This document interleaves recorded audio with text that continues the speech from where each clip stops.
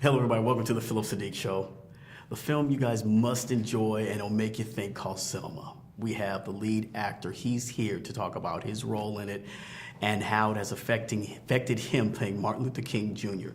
David Oyelowo. Oyelowo. Oyelowo. Yes. Oh. That's okay. Okay, so how are you, my friend? I'm very well. I'm very well. Good. Tell us a little bit of how you became involved with the film and then the story you told us about 2007 in your diary. Yes, I moved to this country in May of '07 with my wife and 2 kids at the time. We now have 4. And very soon after moving here, this script, Selma, hit my doormat, and I read it and knew in my spirit that I was going to play Dr. King in this film. God told me that. It's an odd thing maybe to say. It's so odd to me that I wrote it down in a diary and it's like, okay, this is weird, but I'm gonna just see what happens. Yes. And so ended up, my wife helped me put 4 tapes on 4 scenes, I should say, on tape to send to the director at the time. Unfortunately, he wasn't really chiming with how God saw things. So, you know, he didn't think I was right. But it never left me, and so that was the beginning of a 7-year journey that led me to where we sit now.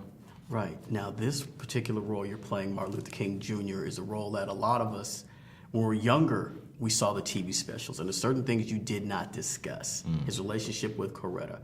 And the actress who plays Coretta. Carmen Ejogo. Yes. Yeah. She is brilliant. Yeah, phenomenal. You know, how did you two develop that particular chemistry? Because this is like fresh new ground for all of us who are old school and new school people who are watching this film.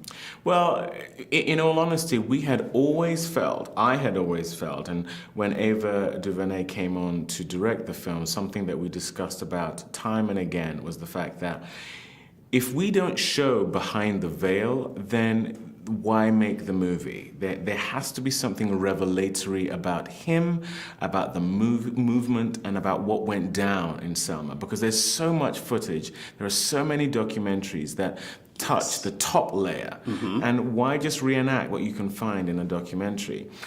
To humanize him, which I think is the best service we can pay Dr. King, you have to see what he was like as a husband, as a father, as a friend. You know, all these things that we as human beings can connect to in order to see just how impressive what he did was, in that he is no different than you and I, and yet he stepped out in this way. So that was part of our conversations all the way through the process, and that was what was very much at the forefront of our minds when Carmen and I were doing those at home with the Kings scenes. At home with the Kings, I like that. The trash bag.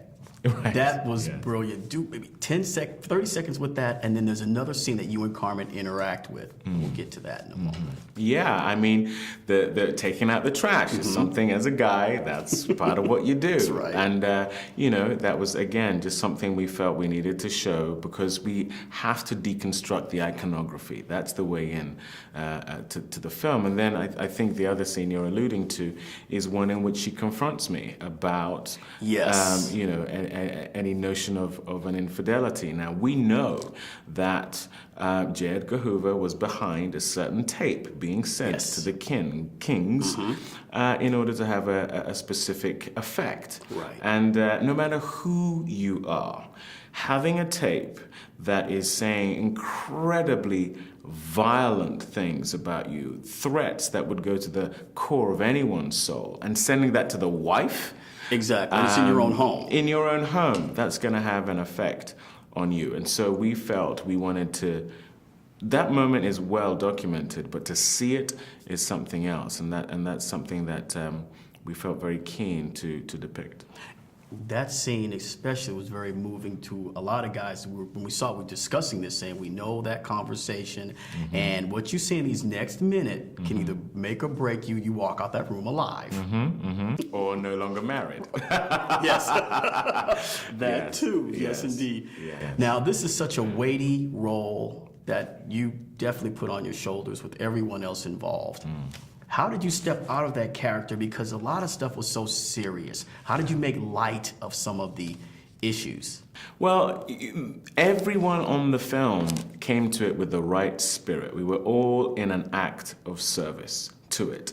And so there was this weight that we imposed upon ourselves, Yes. this expectation we placed upon ourselves to get it right. But because there was such a familial feeling on the set, it was very light. You know, you can't stay in the dark spaces that, you know, some of what we depict in this film. You can't inhabit that for 3 months. It'll be too much. So we had a lot of fun doing it, but when, you know, it turned to the seriousness of what we were doing, in many ways, that's what gave us the license to push it, because you feel so safe that you can take risks. And in my experience as an actor, the more familial, the more of a friendship and trust you can build, the bigger you can go. Well, dude, thanks a lot. You did a fantastic job, and I would like to talk about Oscar season that's coming up, but all I can say is Antoine Fuqua and Denzel Washington, maybe Ava, and you, who knows? Who knows? Yes. But the fact that you're even saying it is very lovely for me. Thanks again for being on the show. Thank you. Thank you.